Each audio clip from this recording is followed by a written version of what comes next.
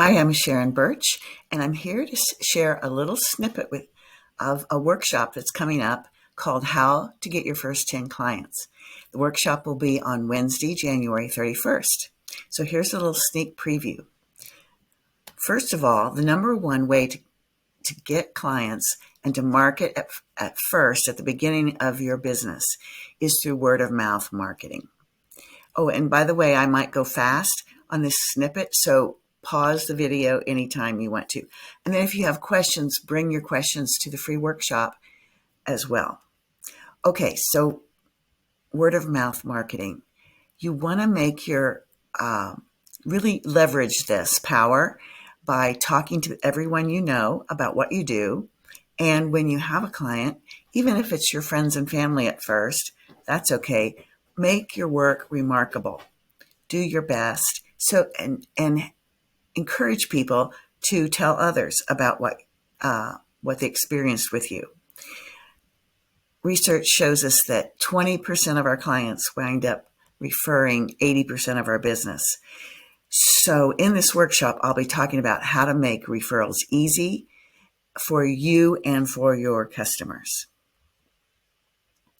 So how do you even talk to people about what you do?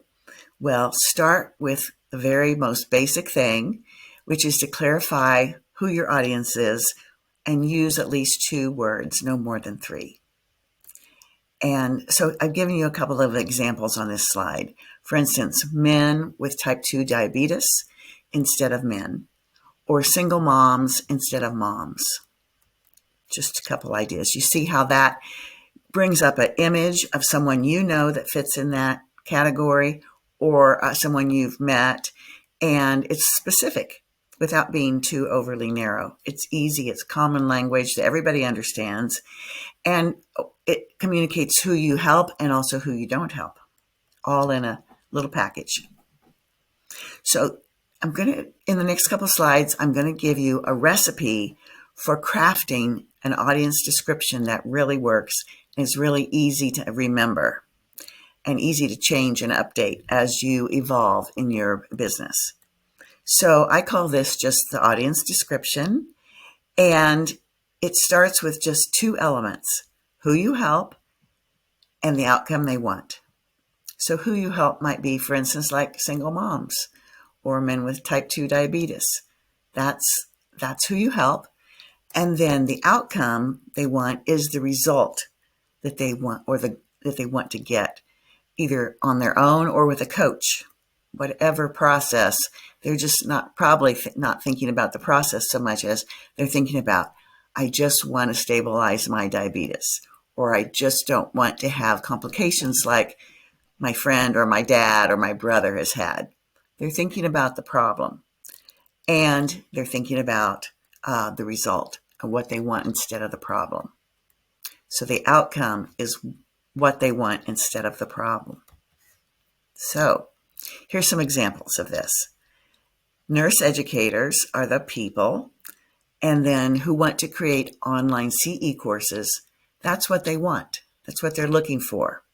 Okay. And the outcome, the results, I like to think of this as something they want to do, be, or have.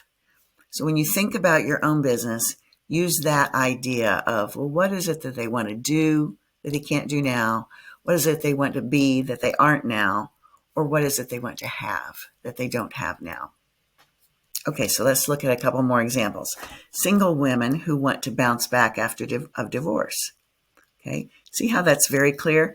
And it the what they want part focuses and narrows the first part of single women, because it's not all single women. This example, the business is working with single women who want to bounce back after a divorce. And the last one, middle-aged women, are the people. And you see that's a broad category, but when you add what they want, it brings it into a more narrow focus that's specific and calls in and invites those people. So middle-aged women who want to lose excess weight is the example. Okay, so I encourage you to pause this, write down your own audience description with who you help, just in 2 words or at the most 3, and then what do they want, the outcome of what they want. And you can call this your trial version or your test version.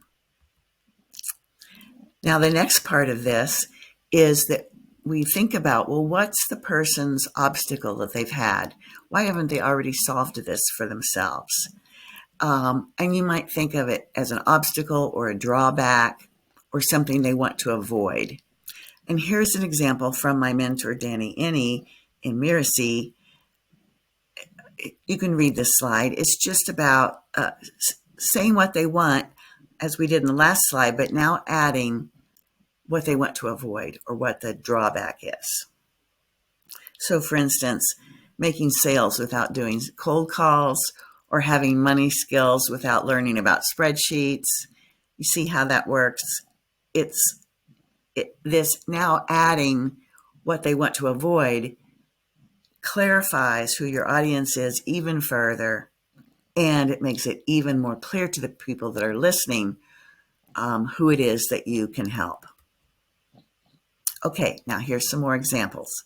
I took the original examples I had a few slides back and added the drawback part. So pause it, go ahead and read those to yourself. I know you can read. I'm just going to zip on by this to the next slide. And now here's an invitation to write your own test version of your complete audience description. Start with the person you want to help. Say what they want, their desired outcome, their goal, or their result. Add in the part without the drawback. And if you don't know what your people want and what they want to avoid, or what their drawback is, then you'll need to go out and talk to more of these people and ask them these questions and really listen with empathy about what they share with you. All right. That's it for today's little snippet. I'll be back next week with another snippet from the workshop, and then I hope you'll come on Wednesday, January 31st to see the whole thing.